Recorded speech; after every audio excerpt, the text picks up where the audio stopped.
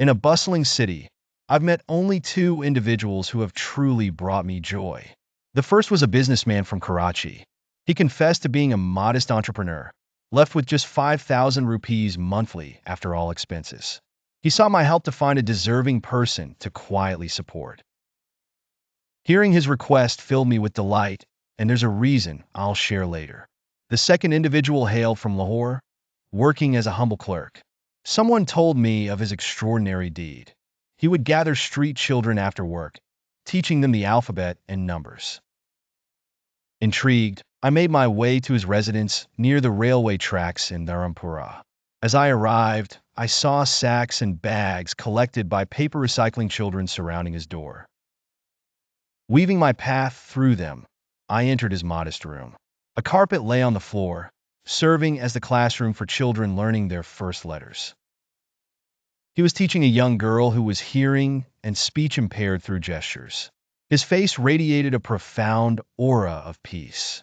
For 3 hours daily, he taught these little minds. His was the only school in the world where one book sufficed for everyone. The children used twigs or sticks to write on the ground, leading them into an unending realm of knowledge and light. He refused any donations, providing meals and tea from his meager earnings. Upon meeting him, I experienced immense joy. It was a meeting with contentment, far removed from the relentless demands and appeals I usually encountered. Phone calls and letters typically brought requests for financial assistance, introductory pleas from NGOs, or veiled pressures to write columns. Yet, amidst the clamor of pleas, these two individuals shone as rays of hope. They gave without expecting anything in return. When the businessman expressed his desire to help, it was a moment of sheer joy. With the clerk, I offered a new mat and water cooler for the children. He smiled gently, saying they needed none of those things as their simple amenities sufficed. He insisted his income was adequate for the children's basic needs. His refusal stemmed from a deep belief.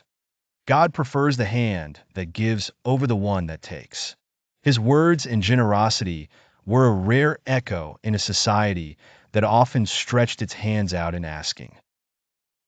Meeting these men was like discovering the elusive hands of God that enrich others with quiet dignity and grace.